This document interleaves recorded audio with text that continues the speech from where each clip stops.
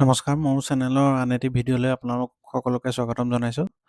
আজি মই ITC শ্বেয়াৰটোৰ বিষয়ে এনালাইচিছ কৰিম। চ' ভিডিঅ'টো আপোনালোকে স্কিপ নকৰাকৈ শেষলৈকে চাব। চ' ITC মই এইটো মেইন ৱেবছাইটত গ'লোঁ। চ' ITC আপোনালোকে প্ৰডাক্টখিনি ইয়াত চাব পাৰে। ইয়াত আপোনালোকৰ ধৰক ফুডত আছে আশীৰ্বাদ আটা, ছানফিষ্ট, বিংগো, তাৰপিছত এইখিনি ডাৰ্ক ফেণ্টাচি, আপোনাৰ মিণ্ট, ছানফিষ্ট এইখিনি আছে। তাৰপিছত আপোনাৰ ইয়াত আপোনালোকে এইখিনি চাব পাৰে। এইখিনি কি প্ৰডাক্ট আছে আৰু প্ৰডাক্ট আছে আপোনালোকে এইবোৰ ছানৰাইজ, তাৰপিছত ওপৰঞ্চি ইয়াত আপোনালোকৰ পাৰ্চনেল কেয়াৰত কি আছে তেওঁলোকৰ চাব পাৰে। ভিভেল, এংগেজ, চেভলন, ফিয়ামা এইখিনি আছে। ওপৰঞ্চি ষ্টেচনাৰীত তেওঁলোকৰ আছে ক্লাছমেটটো, তেওঁলোকৰ পেপাৰ ক্ৰাফ্ট বুলি আছে সেইটো তেওঁলোকৰ। তাৰপিছত আগৰবাটীত আছে মংগলদ্বীপ, তাৰপিছত হোম, তাৰপিছত ডেজেল, হোম লাইটাৰ এইখিনি আছে, এইখিনি চাব পাৰে। ওপৰঞ্চি তেওঁলোকৰ মই ৰেভিনিউ ব্ৰেকআপটো আপোনালোকক দেখাই দিছোঁ। ইয়াত আপোনালোকক ইয়াৰ পৰা মই দেখাই দিছোঁ। ইয়াত চাওক তেওঁলোকৰ চিগাৰেট খণ্ড আছে যে চিগাৰেট খণ্ডৰ পৰা তেওঁলোকৰ 40 to 44% ইনকাম তেওঁলোকৰ চিগাৰেটৰ পৰা আহে। FMCG মই যে এতিয়া যে দেখালোঁ FMCG আৰু ফুডৰ পৰা আহে তেওঁলোকৰ 26.28%ৰ ভিতৰত আহে। ওপৰঞ্চি এগ্ৰি বিজনেছৰ পৰা আহে তেওঁলোকৰ 20 to 25 আৰু পেপাৰ বৰ্ডছ এণ্ড পেকেজিঙৰ পৰা আহে আপোনাৰ 8 to 10%। চ' এইটো হৈছে তেওঁলোকৰ চিম্পলি মই আপোনাক দেখালোঁ যে তেওঁলোকৰ এইটো বিজনেছ মডেল হয়। এতিয়া আহক নেক্সট আপোনালোকক মই ITCৰ ফাইনেন্সিয়েলখিনিৰ বিষয়ে মই এনালাইচিছ কৰি দেখাইছোঁ। ITC আপোনালোকে চাওক ইয়াক ROC আপোনাৰ 37.4 যিটো বহুত ধুনীয়া, বহুত এক্সিলেণ্ট বুলিয়ে ক'ব পাৰি। ওপৰঞ্চি ডেফ টু ইকুইটি আপোনাৰ প্ৰায় নায়েই। ওপৰঞ্চি প্লেচ পাৰ্চেণ্ট তেওঁলোকৰ 0, কাৰেণ্ট ৰেচিঅ' আছে 1.8। ওপৰঞ্চি আপোনালোকৰ নেক্সট আপোনালোকৰ ইনভেণ্টৰী টাৰ্ণঅভাৰো ঠিকে আছে 1.96 আছে। চ' নেক্সট মই আপোনালোকক কোৱাৰ্টাৰলি ৰিজাল্ট তেওঁলোকৰ যে আহিছিলে শ্বেয়াৰ প্ৰাইচটো কিয় কাৰণে গিৰিছে বা কি হৈছে তাৰ আণ্ডাৰত আপোনালোকে গোটেই কনচেপ্টটো বুজিলে মই যিটো বুজাই দিম আপোনালোকে তেতিয়া ধৰক ধৰিব পাৰিব যে কি কাৰণত মানে ফল হৈছে। এইটো এটা মানে আন এটা ৰিজন আৰু এটা ৰিজন আছে, কিন্তু এইটো ধৰক আপোনালোকৰ ফাইনেন্সিয়েল ফালৰ পৰা মই প্ৰব্লেমটো দেখাই দিছোঁ ক'ত চাওক। ইয়াত এই বছৰ আপোনাৰ ইয়াৰ 2025 মাৰ্চত চেলছ আছিল 18,765 আৰু মাৰ্চৰ 2026 ই আপোনাৰ চেলছটো আপোনাৰ কমি এৰাউণ্ড 17,825 হ'ল। চেলছ যদিও কমিছে আপোনালোকে এটা বস্তু লক্ষ্য কৰক, তেওঁলোকৰ যে এক্সপেঞ্চ যে আছে এক্সপেঞ্চ ইয়াত আছিল 12,000 আৰু এইফালে আছিলে তেওঁলোকে 10,000। ষ্টিল তেওঁলোকে চাওক কষ্ট কাটিং কৰি ইয়াত আপুনি যদি মেটেৰিয়েলছত চায় ইয়াত চাওক তেওঁলোকে কষ্ট কাটিং কৰি পেলাই ইয়াত মেটেৰিয়েল কষ্টটো তেওঁলোকে কমাইছে দেখিছেনে। মেনেজমেণ্টে মেটেৰিয়েল কষ্ট কমালে ওপৰঞ্চি এমপ্লয়ী কষ্টটো আপোনাৰ ধৰক এমপ্লয়ী কষ্টটো কমাব নোৱাৰে, এমপ্লয়ী কষ্ট ধৰক ইনক্ৰিজ কৰিলে তথাপিতো আপোনাৰ 8.5ৰ পৰা আপোনাৰ 9.8 হ'ল। ওপৰঞ্চি আপোনাৰ মেটেৰিয়েল কষ্ট 41ৰ পৰা তেওঁলোকে 32.31 কৰিলে। ষ্টিল আপোনালোকে চাওক তেওঁলোকৰ অপাৰেটিং প্ৰফিটত প্ৰব্লেম নাই। অপাৰেটিং প্ৰফিট 6,519ৰ পৰা গৈ 6,924 হ'ল। চ' অপাৰেটিং প্ৰফিট তেওঁলোকৰ ইনক্ৰিজ কৰিছে, কিন্তু আগৰবাৰ আপোনালোকৰ ইয়াত চালে দেখা পাব যে তেওঁলোকৰ নেট প্ৰফিটটো ইমান এটা হিউজ এমাউণ্ট কিয় হ'ল, তেওঁলোকে এইটো আদাৰ ইনকামৰ কাৰণে তেওঁলোকৰ ইনক্ৰিজ হৈছিল। চ' আদাৰ ইনকামটো এনেকুৱা নহয় যে প্ৰত্যেক বছৰে তেওঁলোকৰ আহিব, সেইটো পাৰ্টিকুলাৰলি এটা বছৰৰ কাৰণে আহিছিলে। চ' আমি যদি এইটো এই 15,039টো কনচিডাৰ নকৰাকৈ আমি কেলকুলেট কৰোঁ, ছাপ'জ তেওঁলোকৰ চাওক 6,519 আছে আপোনাৰ অপাৰেটিং প্ৰফিট।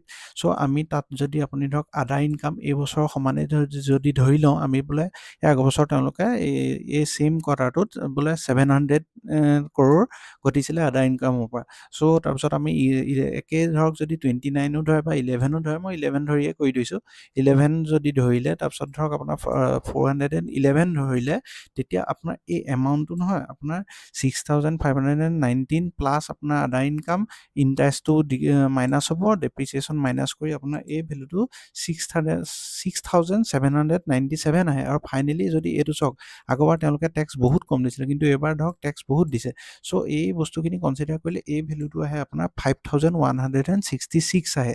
চ' 5,164 crore এইটো অবভিয়াছলি বাঢ়িছে 5,470। কিন্তু আপুনি যদি এই বস্তুটো নাচায় তেতিয়াহ'লে দেখিব যে আপোনালোকৰ নেট প্ৰফিটটো ইয়াত কম যেন দেখিব।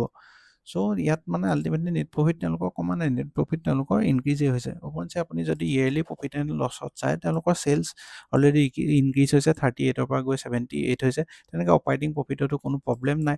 চ' ইয়াত মেইন প্ৰব্লেমটো হ'ল চাওক, ইয়াৰ আগৰ বছৰ চিমিলাৰলি মই যে তেনেকৈ আপোনালোকৰ কেলকুলেশ্যন দেখালোঁ, ইয়াৰ আগৰ বছৰ এইটো যদি কেলকুলেশ্যন কৰে নহয়, এইটো আপোনাৰ এৰাউণ্ড আহে ভেলুটো 19,900 মানহে আহে, এইটো 35,000 নাহে। চ' ইয়াৰ কম্পেৰিজনত ইয়াক 21,000 কমেই দেখা যায়, কিন্তু যদি 19,000ৰ হিচাপত চায়, ইয়াৰ আপোনাৰ আল্টিমেটলি নেট প্ৰফিট তেওঁলোকৰ ইনক্ৰিজ হৈছে। চ' মোৰ মতে কোৱাৰ্টাৰলি হওক, কোৱাৰ্টাৰলি ৰিপৰ্টেই হওক, প্ৰফিট এণ্ড লছ ষ্টেটমেণ্টৰ তেওঁলোকৰ এইখিনিত কোনো প্ৰব্লেম নাই। অপৰঞ্চি আপোনালোকে চাওক বেলেঞ্চ শ্বীটত তেওঁলোকৰ ৰিজাৰ্ভছো কণ্টিনিউৱাছলি ইনক্ৰিজ কৰিছে। চ' তেওঁলোকৰ তাতো প্ৰব্লেম নাই, ফিক্স এছেটছো তেওঁলোকৰ ধুনীয়াকৈ ইনক্ৰিজ হৈ গৈ আছে। অপৰঞ্চি CWIPটো এনেকুৱা নহয় যে তেওঁলোকে পইচা খটুৱা নাই, তেওঁলোকে পইচা খটুৱাইছে। এতিয়া কাইণ্ডলি 1600 কোটি টকা ইয়াত খটুৱাইছে। অপৰঞ্চি কেছ ফ্ল' চাওক, কেছ ফ্ল' তেওঁলোকৰ পজিটিভ 9,843 পৰা গৈ 18,000 আছে। অপৰঞ্চি আপোনালোকে ফ্ৰী কেছ ফ্ল' চাওক, তেওঁলোকৰ ফ্ৰী কেছ ফ্ল' ধুনীয়া একদম 16,332 crore আপোনাৰ ফ্ৰী কেছ ফ্ল' তেওঁলোকৰ হাতত আছে। অপৰঞ্চি আপোনালোকে ইনভেষ্টৰ ছেকশ্যনত চাওক, ইনভেষ্টৰ ছেকশ্যনত এটা কথা লক্ষ্য কৰিব যে 20%ৰ পৰা আপোনালোকৰ কমিলে, কমি ইয়াত আপোনাৰ এৰাউণ্ড 2022লৈকে আপোনাৰ 12% হৈছিলে, কিন্তু ছাডেনলি FII পূৰা ইনভেষ্টমেণ্ট আহি গ'ল। ইয়াত আপোনাৰ এৰাউণ্ড 43% ইনভেষ্ট হ'ল। তাৰপিছত আকৌ ছাডেনলি তেওঁলোকৰ কমিলে, কমি এতিয়া আপোনাৰ 34% হৈছে। চিমিলাৰলি যদি আপুনি DI খিনি চায়, DIও এই আপোনাৰ আপোনাৰ এৰাউণ্ড 23লৈকে 43 আছিলে। চ' FII যদিও কমিলে, কিন্তু DI আপোনাৰ এতিয়া ইনক্ৰিজ হৈ পেলাই DI ষ্টেকখিনি আপোনাৰ 49% পালেগে। চ' আপুনি যদি ইয়াত DI ব্ৰেকডাউনতো চায়, চাওক আপোনালোকে LICয়ে 16% তেওঁলোকৰ পইচা ইয়াত 49ৰ 16% LICয়ে পইচা খটুৱাই থৈছে। SBI আপোনাৰ পইচা মিউচুৱেল ফাণ্ডৰ SBI মিউচুৱেল ফাণ্ডে আপোনাৰ খটুৱাই থৈছে এৰাউণ্ড 3.36%, ICICI তেনেকৈ খটুৱাই থৈছে। চ' এইখিনি আপুনি ব্ৰেকডাউন চাব পাৰে। চ' মিউচুৱেল ফাণ্ড হাউচ প্ৰায়কেইটাই ইয়াত পইচা আপোনালোকৰ খটুৱাই থৈছে। ওপৰঞ্চি আপোনালোকে চাওক, ইয়াত যদি গভৰ্ণমেণ্টৰ ওচৰতো তেওঁলোকৰ 0.04% আছে। ওপৰঞ্চি পাব্লিকৰ ওচৰতো আপোনাৰ ধৰক পাব্লিকৰ ওচৰত 16.61% আছে, যিটো মানে ইমান বেয়া বুলি ধৰিব নোৱাৰি। চ' ঠিক ঠাক আছে। চ' মেজৰিটি ষ্টেক আপোনাৰ FII DI ওচৰত আছে। চ' ইয়াতো কোনো মোৰ মতে প্ৰব্লেম নাই। নেক্সট আপোনালোকক মই এতিয়া টেকনিকেল ফালৰ পৰা চালে চাওক, টেকনিকেল ফালৰ পৰা আপোনালোকে এতিয়া চাওক, ষ্টকটো এৰাউণ্ড ইয়াৰ পৰা হাই আছিলে আপোনাৰ ইমান হাইৰ পৰা আপোনাৰ ধৰক এৰাউণ্ড ইমানৰ পৰা এতিয়া কাৰেণ্টলি আপোনাৰ এৰাউণ্ড 43% শ্বেয়াৰ প্ৰাইচটো গিৰি আছে। চ' টপৰ পৰা 43% গিৰি আছে। চ' ইয়াত মই আগতেও আপোনালোকক দেখাইছোঁ যে মই SMA আৰু ধৰক আপোনালোকক RSI ইউজ কৰি মই দেখাইছোঁ। মোৰ আৰু বহুতো ষ্ট্ৰেটেজি আছে, এইটো মোৰ তাৰে এটা ষ্ট্ৰেটেজি হয়। চ' সেইটো বেচিছতে মই আপোনালোকক দেখাইছোঁ। চ' ইয়াত মই এতিয়া ধৰক ডেইলি চাৰ্টত যেতিয়া মই ইউজ কৰিম, ডেইলি চাৰ্টতো ছেইম কণ্ডিশ্যন, আপুনি মোৰ 200 ডেইজ তলত আছে।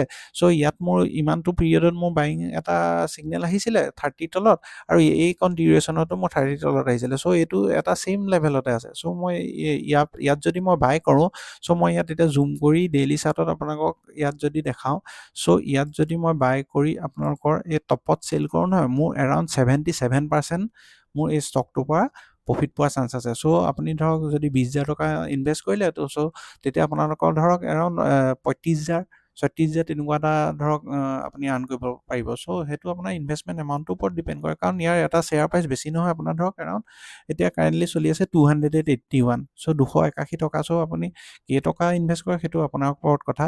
বাকী এনালাইচিছটো মোৰ নিজৰ এনালাইচিছ পইণ্ট অফ ভিউৰ পৰাহে কৈছোঁ। মই আপোনালোকক এইটো কোনো ছাজেষ্ট কৰা নাই যে আপোনালোকে মোৰ বেচিছত আপুনি বাই কৰক। চ' আপোনালোকে নিজে পঢ়ি নিজে ষ্টাডি কৰি আপোনালোকে নিজৰ এনালাইচিছ মতেহে আপুনি শ্বেয়াৰত আপুনি এণ্ট্ৰি ল'ব। চ' ভিডিঅ'টো কেনেকুৱা পালে আপোনালোকে জনাব। যদি ভাল পালে লাইক, শ্বেয়াৰ এণ্ড ছাবস্ক্ৰাইব কৰিব। ধন্যবাদ।